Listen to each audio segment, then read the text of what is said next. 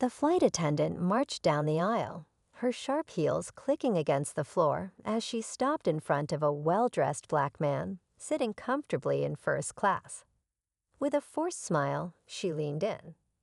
"Sir, I believe you're in the wrong seat," she said, her voice laced with doubt. The man looked up, calm but puzzled. "No, I'm exactly where I'm supposed to be," he replied, but she wasn't convinced. Ignoring the other passengers' curious glances, she demanded to see his ticket. What happened next sent shockwaves through the entire plane. As the tension escalated, the flight attendant stood her ground, determined to remove him. But just as she was about to call security, the captain arrived. His expression a mix of shock and realization. That's when the truth finally came out. And in that moment, she learned a lesson she'd never forget. But by then, it was already too late. The other passengers watched in awkward silence as the flight attendant crossed her arms, waiting for the man to comply. He sighed, reaching into his suit pocket and pulling out his first-class ticket. "Here," he said, handing it to her. She snatched it quickly, scanning it with narrowed eyes. The seat number matched, but something still didn't sit right with her. "Are you sure this is yours?" she asked, her voice laced with suspicion. The man raised an eyebrow but remained composed. "You think I just printed it at home?" he asked, a hint of amusement in his tone. The attendant's face tightened. "I just need to confirm," she said, turning toward the cockpit to get the captain's approval. But before she could take another step, a voice crackled over the intercom. "Ladies and gentlemen, we have a very special guest on board today," the captain announced. The flight attendant froze. Something told her she had just made a huge mistake.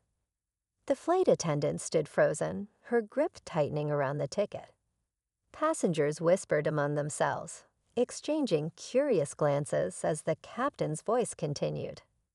"This guest is not only a value passenger, but someone who plays a major role in keeping this airline running smoothly." The man leaned back in his seat, watching her reaction with quiet amusement.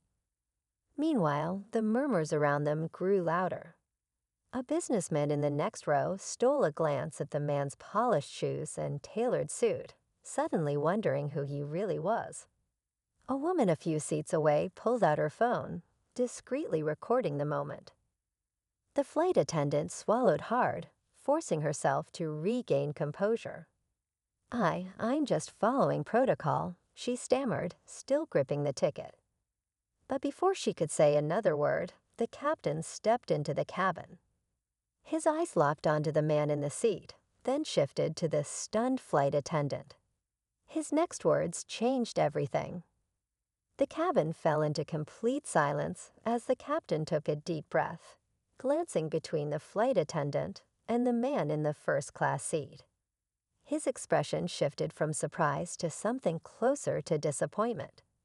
"Is there a problem here?" he asked, his voice calm but firm. The flight attendant straightened her posture, still gripping the ticket. "I was just verifying his seat, sir." I wasn't sure if, she hesitated, realizing how flimsy her excuse sounded now.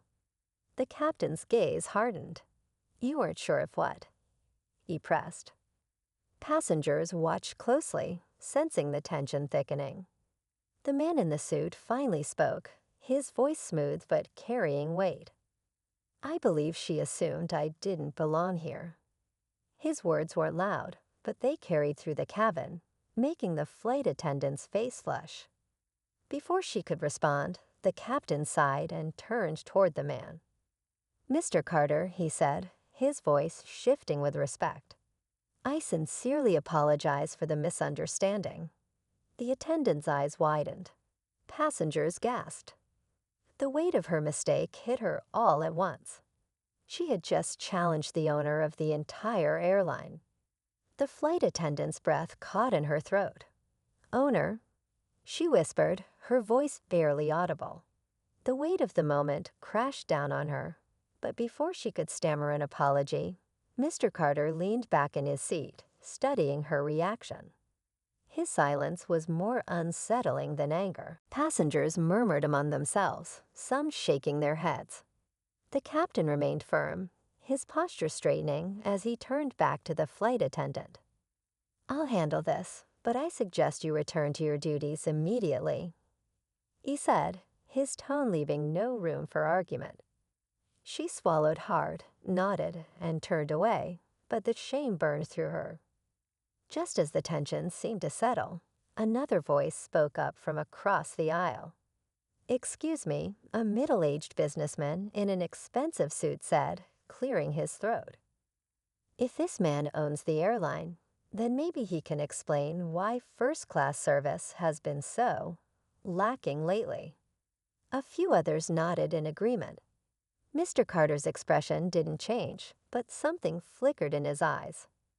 The conflict wasn't over. It had just escalated in an entirely new way. Mr. Carter let out a slow breath, then stood up, adjusting his suit jacket. The entire first-class cabin fell silent. "You're right," he said, his voice steady but firm. "Service has been slipping, and that's exactly why I decided to fly anonymously today. I needed to see for myself what my customers experience." He glanced at the flight attendant, who now looked pale, her hands nervously gripping a tray. "And what I've seen so far is unacceptable." The businessman shifted uncomfortably, realizing he had just called out the owner of the airline in front of a full cabin. Mr. Carter turned to the captain. "Please continue with the flight. But when we land, I'll be having a serious conversation with corporate." Then he faced the flight attendant. "As for you, I don't believe in firing people over one mistake. But I do believe in accountability." The flight attendant swallowed hard. I understand," she whispered. Just as the tension seemed to ease, a voice came from the back of first class. "So does this mean we all get free upgrades?" Laughter rippled through the cabin, breaking the heavy atmosphere. Mr. Carter chuckled, shaking his head. "Let's just say, things are about to change for the better." As the tension faded, the flight returned to a calm, almost surreal normalcy. Passengers exchanged glances, some whispering about what had just happened. The flight attendant, now visibly humbled, quietly resumed her duties, ensuring every passenger was comfortable, this time with genuine care. Mr. Carter took his seat again, his expression thoughtful. He had built his airline from the ground up, but moments like this reminded him why leadership required more than just business decisions. It required understanding the people who made it all work. As the plane cruised smoothly through the clouds, he made a mental note to revisit training programs and company culture. When they landed, the flight attendant approached him hesitantly. "I'm really sorry," she said softly. "I learned a lot today." Mr. Carter gave a small nod.